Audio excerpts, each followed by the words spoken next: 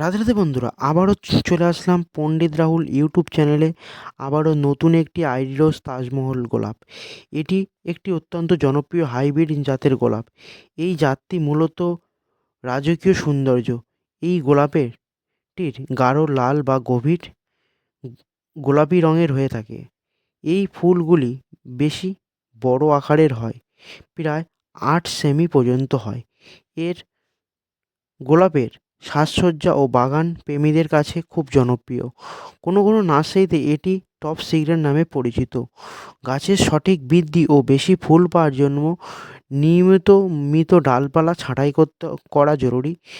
আর নিয়মিত জল দিতে হবে, যেন মাটি যেন না শুকায়, আর দেখতে হবে গাছের গোড়ায় জল যেন না জমে, এইদিকে একটু লক্ষ্য রাখতে হবে।